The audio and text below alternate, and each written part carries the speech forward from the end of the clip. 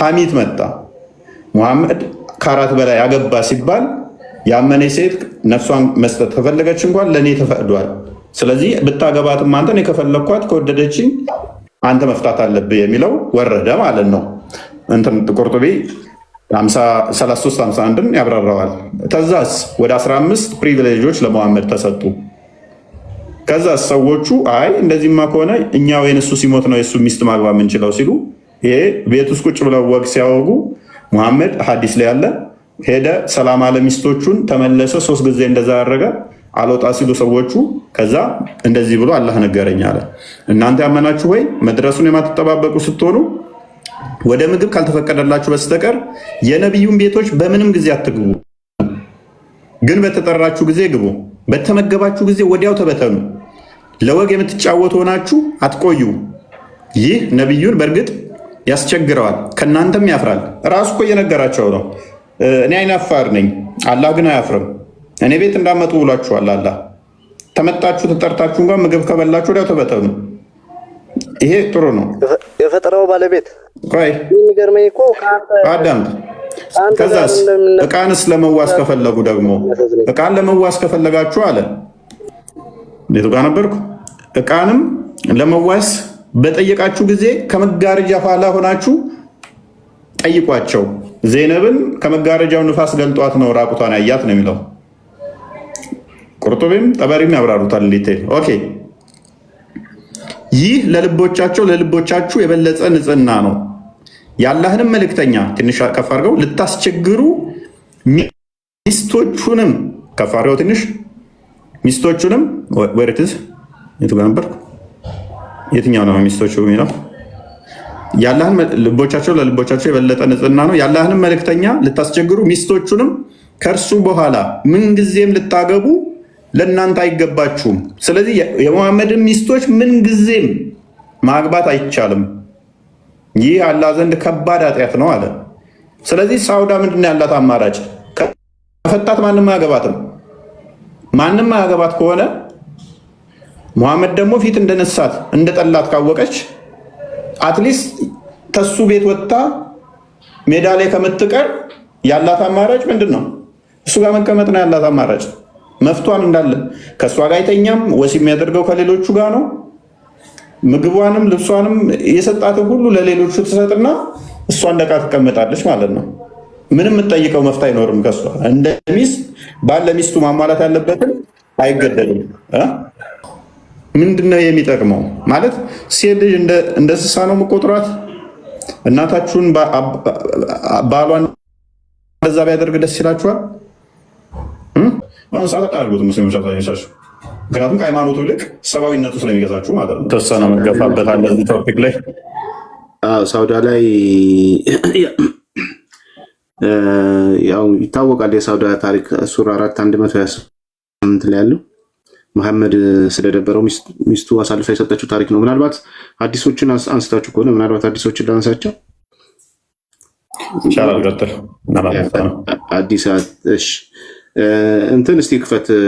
ሳሂህ አልቡኻሪ 52:12 ከፍታችሁት ከሆነ አላውቅም፣ ገና መምጣቴ ነው።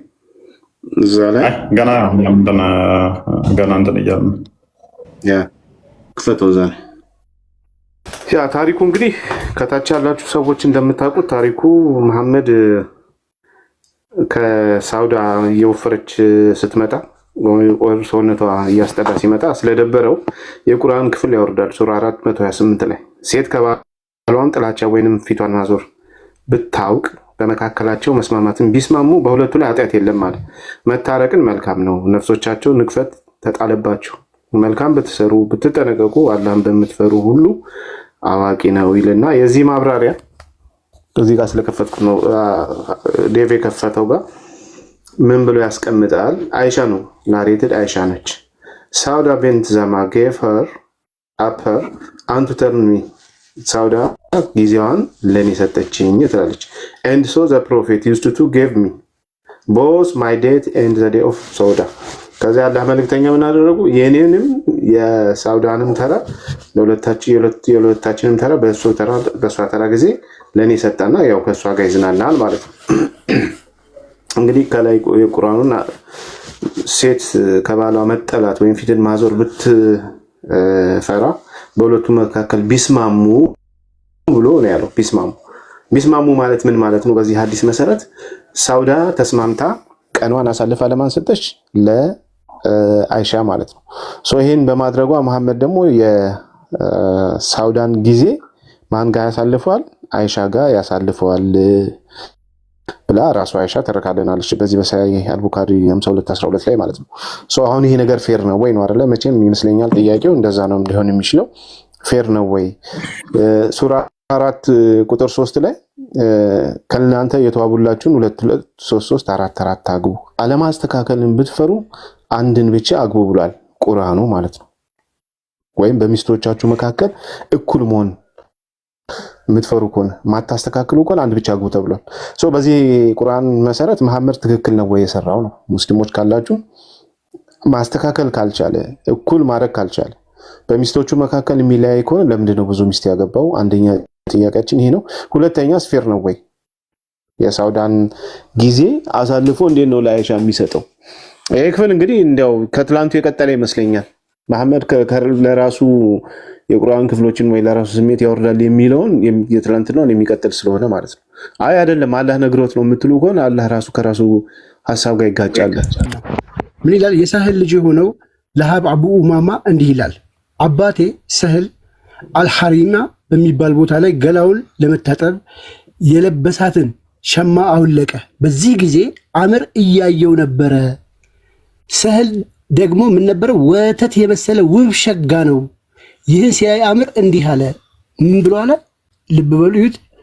እንደ ዛሬው በልብሱ ውስጥ በልብስ ውብ ሸጋ አይደለም፣ ስለ ደግሞ ወተት የመሰለ ውብ ሸጋ ነው። ይህን ሲያይ አምር እንደ ዛሬው በልብስ ውስጥ የተሸፈነ ኮረዳ አላየሁም። ወንድ ነው እንግዲህ ወንድን እያደነቀ የሚበላው። ኮረዳ አላየሁም። በዚህ ጊዜ ምን ሆነ? ሳህል ታመመ፣ ህመሙን ጠናበት። መታመሙ ነብዩ ሰሙ። ራሱን እንኳን ቀና ማድረግ አልቻለም ተብሎ ተነግሯል። ነብዩ ግን ማን አይቶት ይሆናል ትላላችሁ በማለት ጠየቁ። አምር የሚባል መልስ አገኙ። ነብዩ አስጠሩትና ለምን ብላችሁ ወንድማችሁን እንዲሞት ታደርጋላችሁ? ባየኸው ጊዜ ለምን በበረካ ዱዓ አላደረክለትም? በል እንግዲህ ታጠብ አሉት። ታጠበ። እንግዲህ ከዚያም አምር ፊቱን፣ መዳፎቹን፣ ክንዶቹን፣ ጉልበቶቹን፣ እግሮቹን እና በሽርጡ ግልዱም ጣል ያደረገበትን አካል መቀመጫውን ብልቱን ሳይቀር አንድ ክፍሉን በሳፋ ላይ ታጠበ። ይህ ታጠበበትን ውሃ በሰሃን በጀርባው በኩል አፈሰሱበት። ሰህልም ወዲያውኑ ዳነ። ምን ሆኖ? በቡዳ ተበልቶ። ማን በቡዳ የበላው? ሰሃባውን። ከዛስ እጣቢህን አምጣ፣ እጣቢው ሰጡት ማለት ነው። ስለዚህ ቡዳ መበላላት የሚያለው አጋንንቱ የሚያለው እናንተው ጋር ነው፣ እኛ ጋር አትምጡ። ይህን ይዛችሁ ለማለት ነው። ስትመጡ ግን እንገልጥባችኋል እንደዚህ መጽሐፋችሁ